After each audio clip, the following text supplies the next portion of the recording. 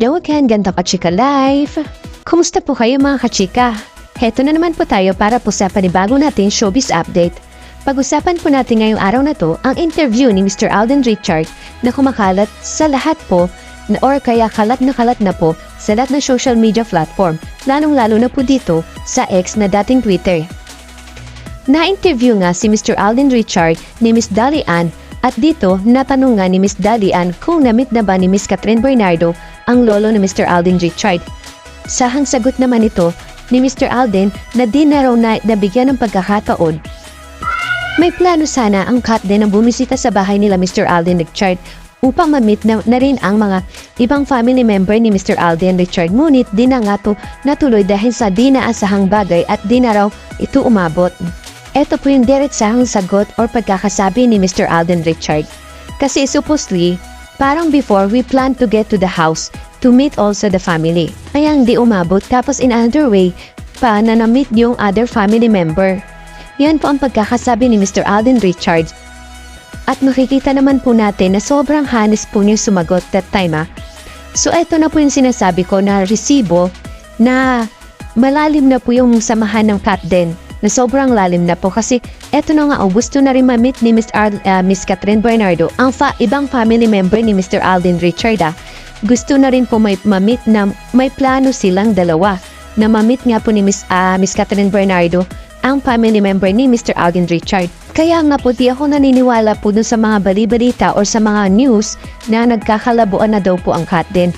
At sigurado po kasi ako, ramdam ko po na itong pong Catherine is gusto lang po talaga nila ng private life kasi nga hindi natin masisisi itong Catherine, mas lalong-lalo na po itong si Miss Catherine Bernardo na halos kalahati po ng taon or buhay po niya is nakapublic po yung relasyon nila ng dati niya pong ex-boyfriend.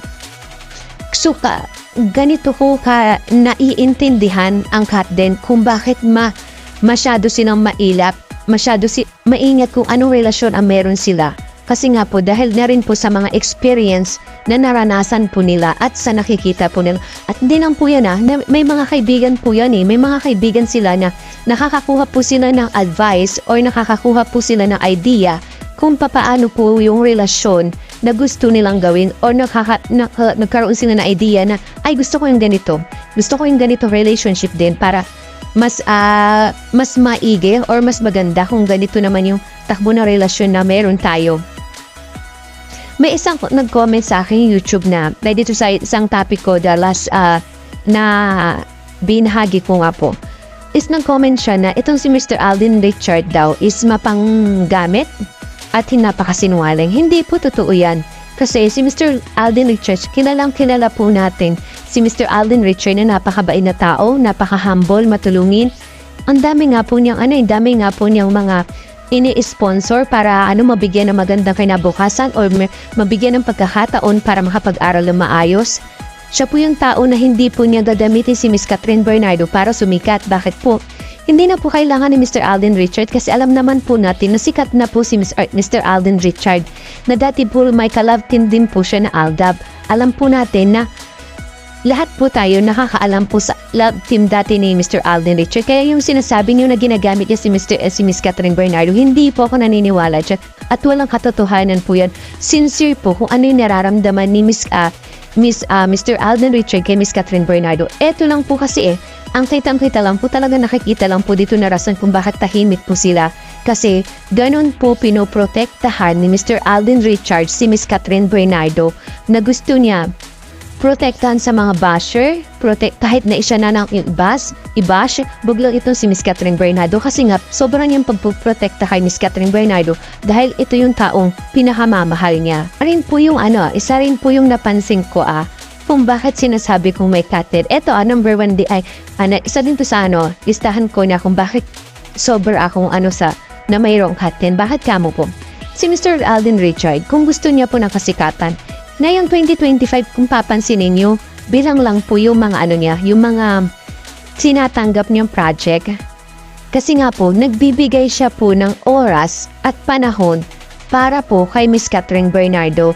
Kasi nga, diba, sa isang interview po nila, is nasabi nga po ni Miss Catherine Bernardo na sinasabihan or pinapayuhan na magbigay din siya ng oras para sa sarili. Kaya eto naman po si Mr. Alden Richard. Kung mapapansin niyo po, this coming 2025.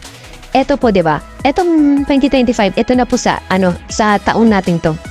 2025 is konti na lang po yung inaccept ni Mr. Alden Richard.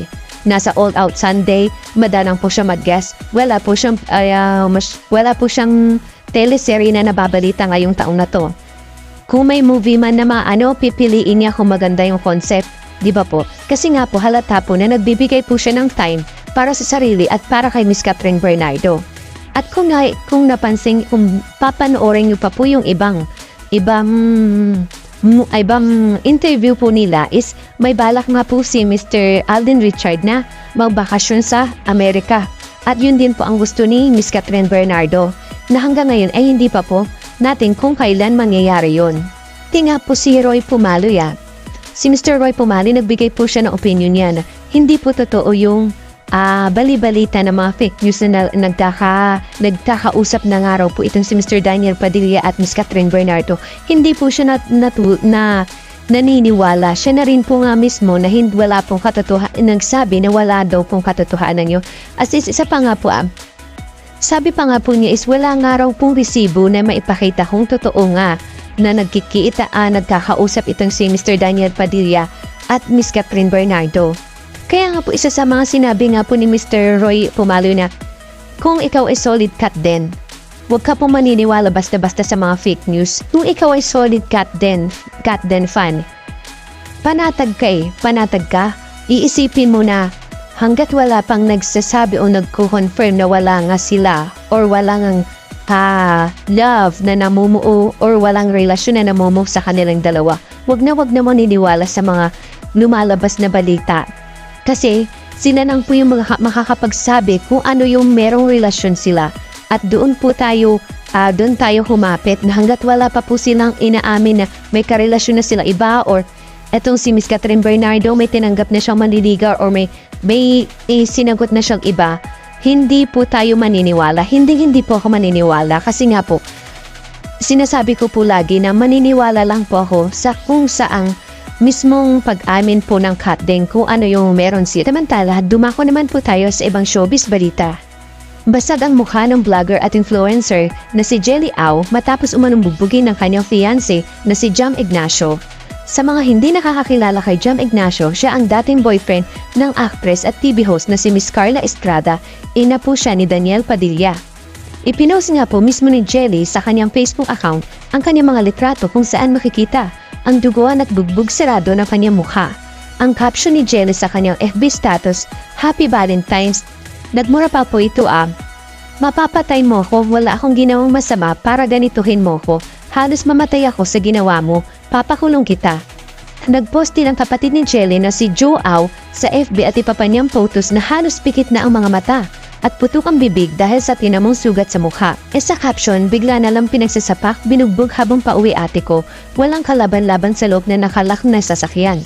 Una sa lahat, kung ano man ang ginawa ng ate ko, wala kang anong karapatan. Dampian ng kamay yung ate ko, ang kapal naman ng mukha mo, Jam Ignacio.